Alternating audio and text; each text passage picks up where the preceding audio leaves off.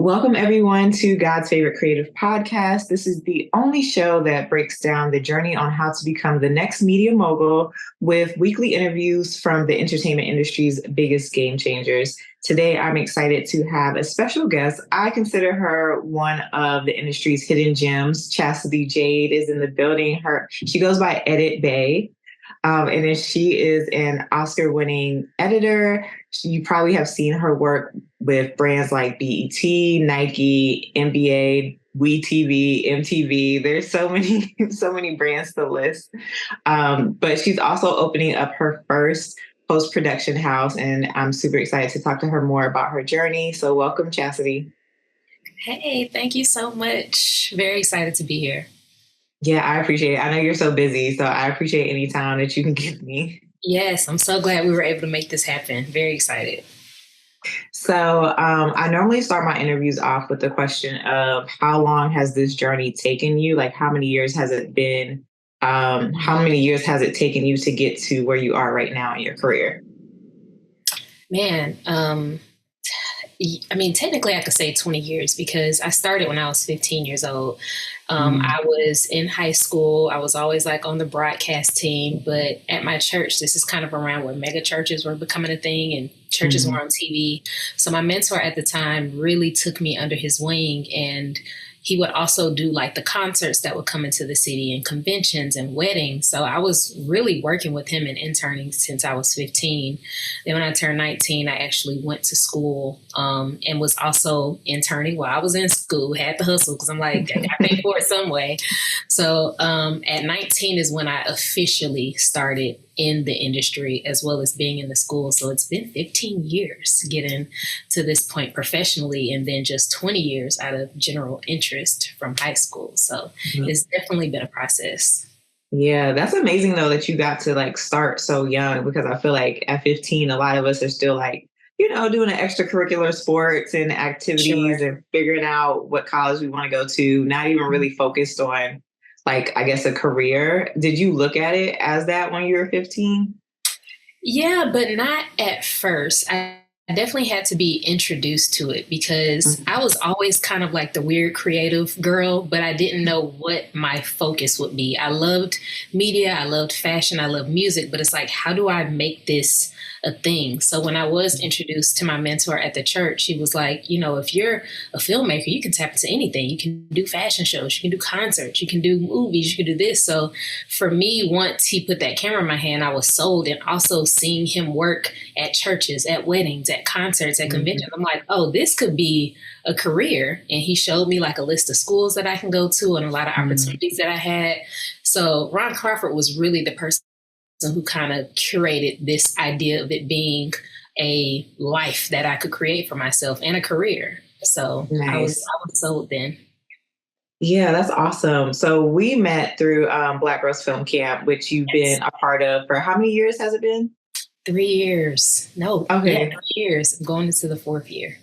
Okay, nice. And you do editing as well for the young women there. So like anybody that doesn't know what Black Girls Film Camp is, it's a summer I guess it wouldn't be considered just summer, but it's a film program for young high school students, women that want to be filmmakers, and they go through the whole process of like writing their script, their short film, pitching it, having to be accepted into the program, and then they get, a mentor, an editor, and a supervisor to help them put this project together. And then the cherry on top is, having weekly, is it weekly or bi-weekly? But it's bi-weekly, yeah. So having the bi-weekly virtual sessions with like amazing women that are in the film industry, and then getting to fly out to LA for like a weekend to meet their mentors and their other like team directors, and really just like learn more and be totally engrossed in filmmaking. For me as an adult, it was amazing. So I can only imagine, for the young women. But for you, like, why has it been so important for you to like give back in that way, specifically through like your skills in editing? And then, like, what advice would you also give to like these young women that are breaking into filmmaking and specifically want to do like editing and post-production? Man, such a loaded question. The Black Girls Film Camp is so special. I've always Mm-hmm. wanted to have a camp, or have like an arts camp just to expose kids to something different. Because as much as filmmaking is out there, there's really no programs or camps, or like, you know, how we have band and we have athletes. There's nothing really for the creative arts like that in schools. So when this opportunity presented itself, it just reminded me of being that 15-year-old that's like, okay, I'm just the only one who's into this. Like, really? I can't be, but I am. So knowing that it's like these girls in high school who just kind of already know what they want to do and want to tackle film and kind of just understand more of what it was almost like I'm seeing like little versions of myself and understanding that feeling and that desire that I had. So off rip, I was just like, I don't care what y'all need me to do. I'm here to do whatever I need to do to provide this, to these girls who want this to be their career. I mean, it doesn't even feel right for me not to, and just advice I would give to anybody is just, man, so many words I could give, but I think you just kind of have to find your community. And community doesn't always mean the same city, the same interests. We listen to the same music. We like the same kind of boys. Like, that's not necessarily community. I mean, even with the Black Girls Film Camp, all of these girls are from every different state that we have in America. We just had a girl last year from Australia. Like, trying to find your community and really just put yourself fully in what you want to do. So if you want to do fashion, find other people who are into fashion and people online and, anything that you want to do, just really immerse yourself into it and be willing to learn, be willing to share, be willing to just soak up everything that you possibly can, Yeah. So I'm a huge person of like, study your craft, study your craft, study your craft. That doesn't necessarily mean like opening up a book and reading, but just really attaching yourself to people who, are in the position that you want to be in is very important. Yeah, I totally agree with that. The study your craft, especially.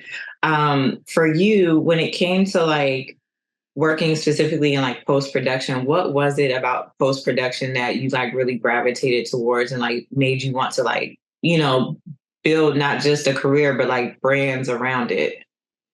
Yeah, I realized that it was kind of the most creative part of the process, so to speak. I realized very early in my career, just as a PA, just being a production assistant, obviously just to get myself in the door, I don't like being on set. This is not, it's not something I really want to do. Really don't want to spend 12 hours outside, inside, so much equipment. This stuff is heavy. I'm 100 pounds. Like, no, I don't want to do this. So I realized like camera operating, that may not be my expertise. And one thing that was really cool about my school, I kind of loved that it was an untraditional school because you got to be a part of everything and you got to tackle every single part of the industry that you wanted to and try to like figure out where you wanted to be. So in my intro to editing class, I never thought I would be an editor. I think everybody thinks they're going to be a writer director getting into the industry but in my intro to editing class, I'm like, this is really cool and interesting. And my teacher at the time was like, these are some of the best edits we've had in years. Like, you need to start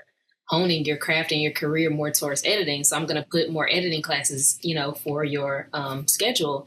And I was just like, are you sure? I don't want to be an editor. I'm going to be the next Jennifer Spithewood. Like, why would I want to do that?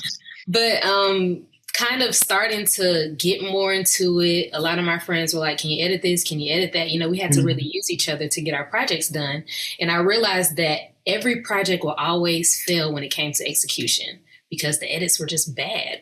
So I kind of labeled myself as like this trash can editor because I was just taking like pieces of footage that people thought were impossible. They're like, oh, there's nothing in this, but I would find the little things and the little parts of the shot and remix somebody looking over here and switching their position over there. And it just became really interesting. And I fell in love with the process. And when it came to graduation, my teacher was like, I mean, do you want to be famous or do you want to make money? Editing is a very lucrative business. Everybody needs an editor. It's very, on demand. You're always going to have a job. And I just fell in love with the craft and opportunities just kept coming left and right because everybody needs an editor. So yeah. No, I definitely relate to that. Like one of my first jobs, like I wouldn't say full time, but most consistent jobs in like the industry was like being an assistant editor. Like you got paid well, the work was consistent, and like you said, you didn't have to be on set for 12 hours a day. Like, Right. yeah, I realized that early too. I was like, I actually don't want to do this when I was like a PA at 26. I was like, no. Yeah. This ain't this it. is for young people. Yeah. Like, I can't do this. Can't do it. But for you, when it comes to like now that you work with these young women with Black Girls Film Camp, and like the possibilities are so endless when you're around like the youth like that. But you currently work in the industry as a Black woman. Do you feel like there are a limited amount of positions or roles or opportunities? Like, does that even exist? Because sometimes I feel like sometimes limitations don't exist depending on your mindset. You know what I'm saying? But for Sure. you, like, do you see like those are things that are happening around you where it's like there aren't as many opportunities for Black women when it comes to post production? Yeah, the interesting thing about post production is just the access. I don't think that people really know how many of us there is. So I Mm-hmm. think it's kind of, I mean, I hate to give people the benefit of the doubt, but I think half of it is people don't even know that post production is an industry. Then when you get in the industry and you see that it's only these one type of people, it's because none of us have really been exposed to it and they've never really worked with us because they don't even know that we exist. So I think that was kind of the biggest hump that happened even early in my career. I would walk into a room and they're like, the editor's a girl? Like what? And she's Black and she has this afro. Like I was this unicorn, like literally every single time. And I was just like, what is the problem here? Like, why is this such a surprise? And my only fix was that is like, oh, okay, I didn't even know that post-production was a thing. I didn't even know editing was a thing. And I need to start being more intentional about exposing what this industry is for young girls, especially with the Black Girls Film Camp and all the other endeavors that I have, to let them know, like, this is absolutely an opportunity for y'all to have as your career. Like, you can do this. And as far as like the industry itself, like, altogether, yeah, like they always find ways to limit us, but I definitely have a different mindset because I'm not necessarily married to Hollywood or married to this one avenue that I can take. I've had the luxury of building my career outside of Hollywood. Great, gratefully, an independent film I worked on. So I'm like, this is just cool and different. I never seen anything like this. I never dreamed of it going to the Oscars. I don't think any of us did, but it goes and it wins and it's this whole big thing. So I've always kind of just wanted to lean towards projects that spoke to me, work with editing teams where I feel like this is progressive, this is a family, this is something I actually want to do and it's not just a job. I'm not married to like, oh, I only have to do big films. I only have to do big TV. I only have to do this. Like I do commercials, I do concerts, I do, a lot of different things. So I think just having that diversity kind of made me delusional to this idea that, oh my God, this foot is on my neck. And it's just like, I don't need to see the foot. The foot, it might be on my neck, but I'm not finna let that discourage me or stop me. That ain't got nothing to do. They could try, but that's that side who wants to believe that, but I'm not gonna believe that. Yeah, I love that.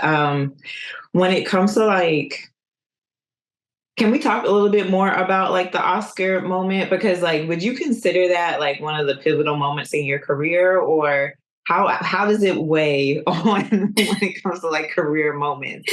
Because the film was everywhere, everything everywhere. Sorry, all at once. Everything everywhere all at once. Yeah, I would love to hear more.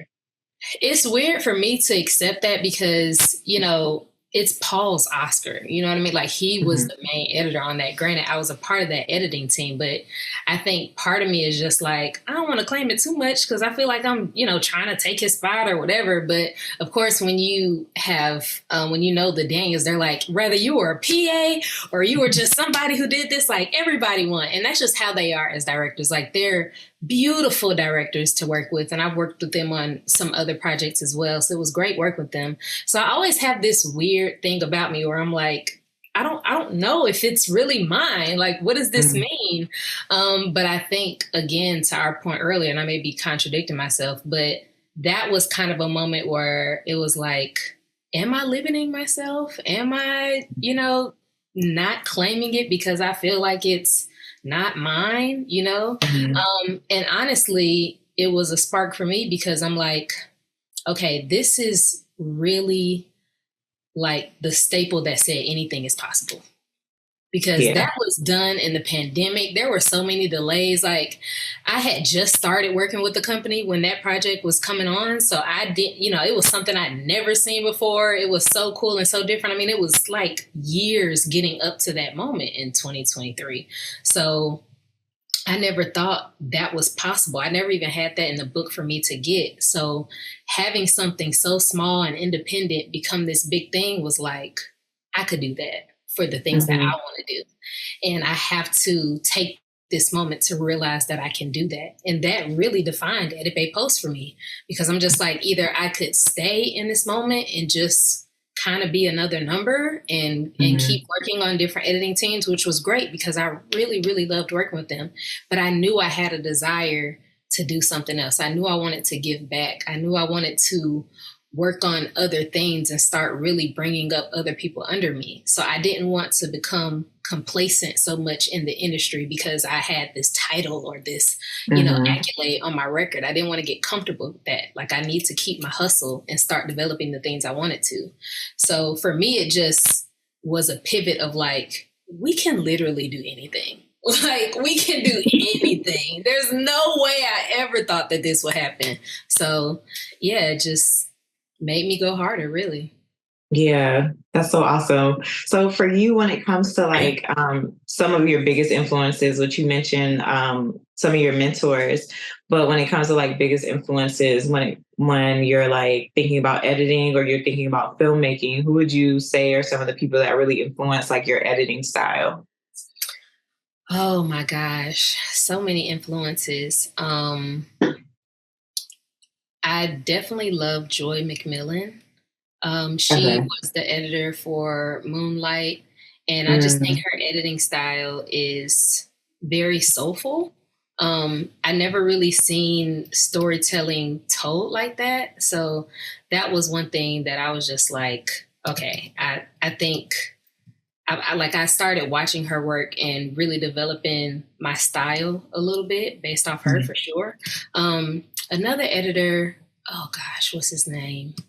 I love him. He edited Man on Fire. Oh gosh, I can't believe I'm forgetting his name, but he's one of my favorite editors of all time. I'm drawing a blank, but he's one of my favorite editors because with Men on Fire, I never seen this kind of like crazy, chaotic edit happen before. He would like put layers on top of layers and then, have things kind of like swish pans and, the sound design was crazy. So I think seeing that for the first time, I was like, this is kind of how I edit, because at that time, a lot of people would tell me my style is too all over the place and, I need to kind of calm down with my edits. So I'm just like, I kind of like it being weird and crazy and kind of out there. So those two for sure are like my top editors that really influence my style. Nice. And when we just talk about like editing style, like how do you really like, I guess, develop that, and what does that really look like to someone that might not be familiar with, the editing process? Mm-hmm. Man, it's really interesting because I tell people to like really edit everything and see what you like, and that'll kind of develop your style. And then some editors are kind of like, I don't have a style, I can edit anything and I'm not really married to this one idea. But it really depends on what you like to do. I'm kind of a little skeptical on like telling people how they should edit to a certain degree, but I think it really depends on what you like to edit. So I grew up in a generation really loving like 90s and 2000 music videos. Like that's a huge part of my culture. So seeing Hype Williams, being in love with Hype Williams and everything he did, it was this very experimental approach to filmmaking. So I think my general interest in him and like that style of the Missy Elliott videos and the Busta Rhymes videos and later on the Kanye's and the Aaliyah's, like it just really kind of like subconsciously develop my style based off my interests in that type of content that I consumed. So I think that was the big, even the types of movies that I watch. Again, now his name is coming to my mind, Christian Wagner. That's his name if you want to edit that in there. But you know, watching a lot of his movies like Men on Fire and Domino, which is one of my favorite movies, I just liked that movie so much. I didn't really know that I was looking at the edit, but I liked it. So that really kind of developed my style. Nice. Oh man, I had a question for you and it like left my mind, but hopefully it'll come back. It was around editing. It's okay. It's okay. It's all good. So I guess when it comes to like, this is the question. When it comes to how much control you have over like the storytelling, because I do agree with you, like so much can happen in post-production. Like I think sometimes like even when I was like directing projects, I'd be like, oh, this doesn't look that great, but the editor can fix it. Like they can do something with it. Yes. So when it comes to like how much control you actually have over like stories and the productions, like what does that process look like? And I know it probably depends on like what the project is or who the director is, but for you, like how does that work when it comes to like the control that you have in post-production over the storytelling? Man, in this season of my career, it's a lot of control, but almost too control sometimes where I'm like, okay, I can't fix everything. Let me try to, you know, figure out how I don't know, put this tree here that, you know, is on the completely other side. But yeah, I think the relationship between the editor and director is so important and so beautiful because we really have to bounce and depend, you know, on each other a lot. And a lot of times you find yourself just kind of stepping outside of the script sometime and remixing some things. And when I was really young in my career, I was really kind of scared to speak up if I saw something wrong, because there's this like secret chain of command in Hollywood where it's like, you kind of got to read the room. Some people like feedback, some people don't. But now working with a lot of directors and I guess having the experience, people are like, no, tell us, please. Like, how do you feel? How does this make you feel? What do you think? Do you use this product? Like, you know, would your homegirls use this product? Like a lot of people really want to dig deeper and get that feedback in a collaborative way. So I think it's very important to speak up when it's necessary, not necessarily stepping on people's toes, but really make it a collaboration. Like ask questions, read the script, look at everything. Don't just look at, you know, certain things they may have wanted you to select. Like I think directors are really at the point where they're looking for more and they want to work around people who are able to see things outside of how they see them. So it's very collaborative for sure. Yeah. I know you mentioned a little bit about like your style and like the influences of like 90s music videos and 2000s music. But like for you as a Black woman, how do you feel like your culture and your like essence kind of like influences your style or like your editing in general? Yeah, I mean, it influences it a lot for sure. I didn't really realize that, but I think in certain cases, based on subject, is where it's very influential. I was talking about not too long ago, I was in a situation where we were doing a voting commercial and it was like a Black woman and she's on top of these stairs and it was these white women at the bottom of the stairs and she was telling them that she wasn't going to vote. And I was just like, now, y'all, this is a very, very bad idea. You know what I'm saying? So in that situation, granted, it's, you know, it's mostly white guys probably on set. I don't know who was on set or whatever, but even just having that knowledge as a Black woman of like, if y'all put this out, all hell is going to break loose. And this company at the time was already in really bad water. So it was just like, for them to say it on top of y'all doing this is just not a good idea. So I think in situation-based stuff like that is definitely where it's like, you have to speak up. You have to kind of bring your culture and social climates and things to, you know, certain conversations when that happens. But also on the flip side of that, I try not to limit myself in saying like, oh, I can only do this type of content or this type of project. I love rock music. You know, I grew up listening to Avril Lavigne and I thought she was hot as much as I love Missy Elliott as well. So I try not to necessarily define everything as that, but I absolutely have that in the forefront at all times. Yeah, yeah. I mean, I think that's so important because we're in this, of course, era of like DEI and people acting like people of color are just like tokens and we can just place them in certain roles. But I think that, yeah, like it's a prime example of like how diversity really does elevate any environment. And then also the fact that like none of us are like monoliths. Like we all have like so many different interests within our culture itself, and we're influenced by so many other things. So I don't know, it's just a prime example for me of like the importance of why like diversity is so needed in these spaces. Yes. And I can only imagine what it's like working post production because, when I used to work at some of these magazine companies and it's like, why are we pitching this? Like, what are we talking about? Like, and you're literally the only Black person in the room. And now you have to like try to convince these people of why this is a bad idea.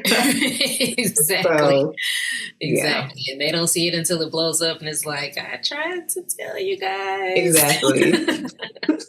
So yeah, very important. For you, what would you say are like some of the misconceptions about like working in post-production in general? Oh my gosh.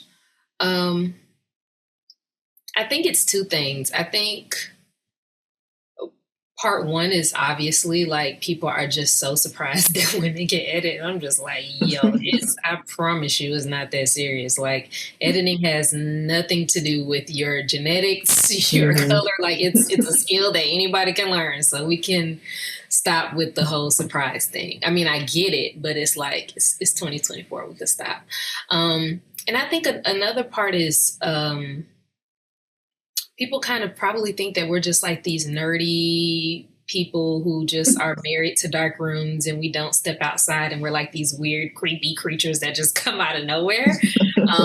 And it's like, we're real people. We like to go outside sometimes. We probably don't like people that much. But yeah, you can kind of be considered a monolith even in editing sometimes because people probably don't think that you can produce or you can write or you can direct or you can kind of tap into these other different things.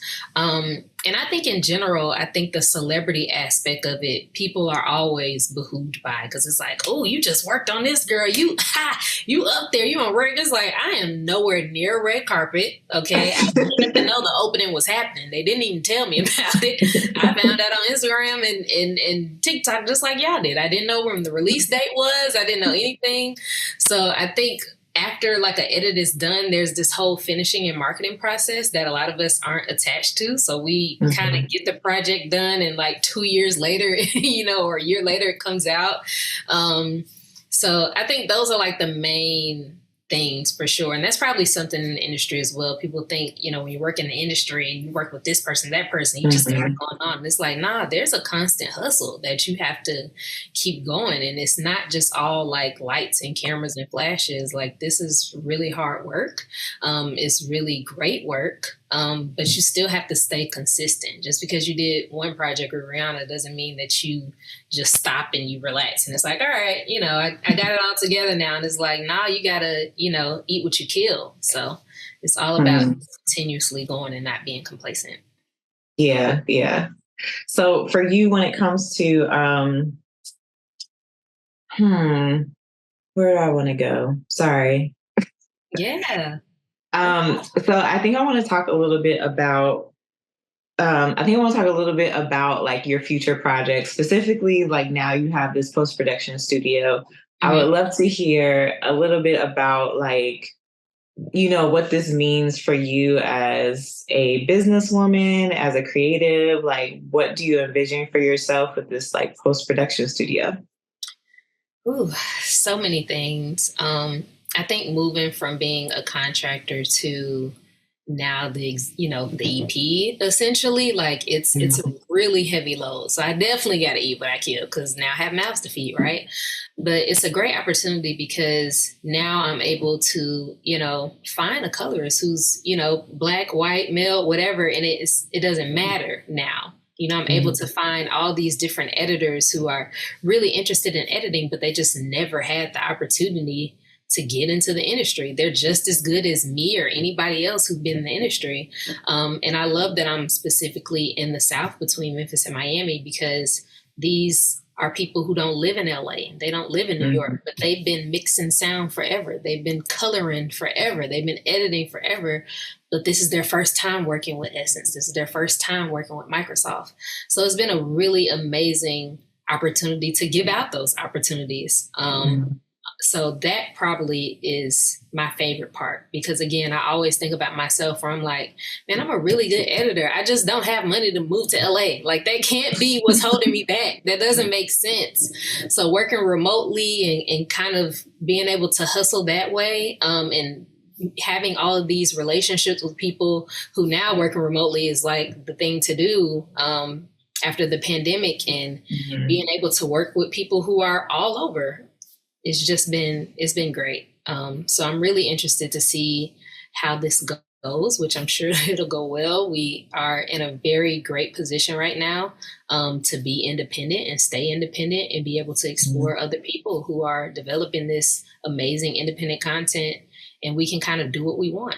I can do fashion shows, I can do concerts, I can do festivals, I can do film, TV. Like, it's not just one thing, and that's very unique for our business. Nice. For you, would you consider this? So I have a segment called Biggest Boss Move. Would you consider this your biggest boss move, or is it something else?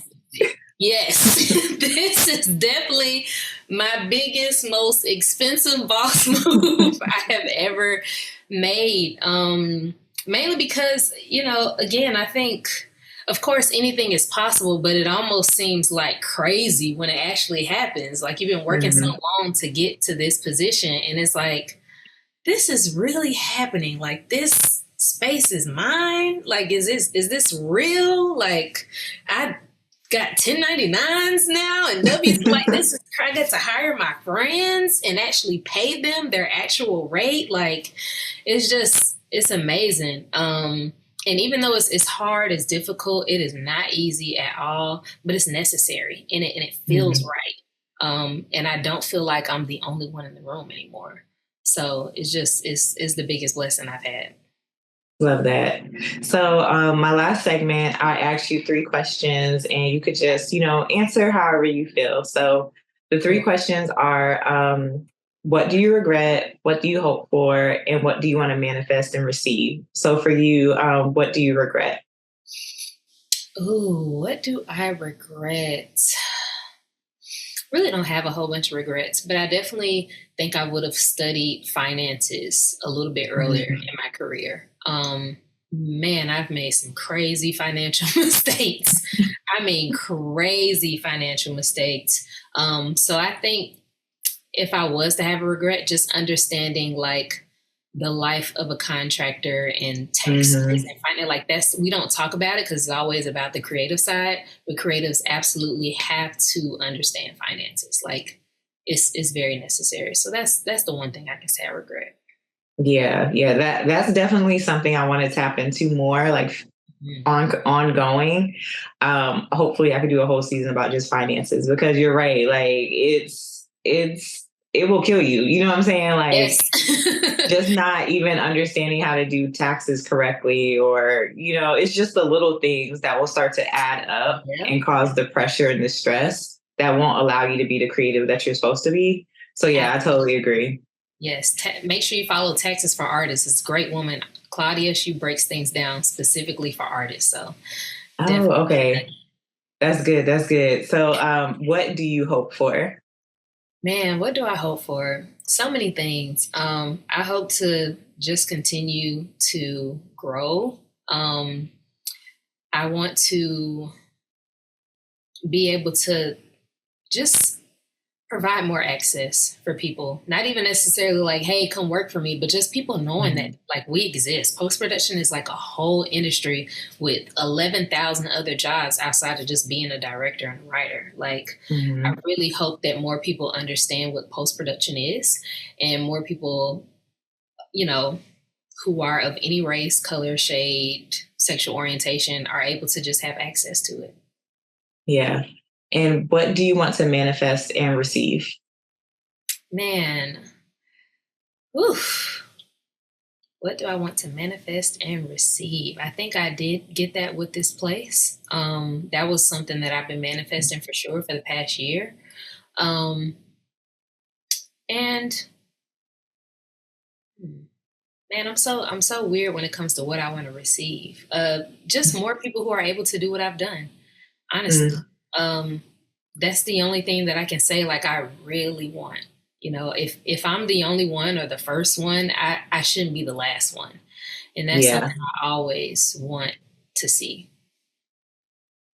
Okay, awesome. Well, thank you, Chesley, so much. I'm really excited to see everything that you're going to do with your post production studio, all the events that you're going to curate and create, and Yes, just the projects that you guys are going to be working on. So, if you guys are interested in knowing more about Chassidy Jade, please follow her on Instagram. It's Editbae, right? yes, Editbae Okay. Jade. Yes, and then also more of her information will be in the episode description. So definitely support her, and definitely make sure you subscribe to the podcast. Yes, But definitely thank you, subscribe. Chelsea. I appreciate you so much. Thank you. This has been great.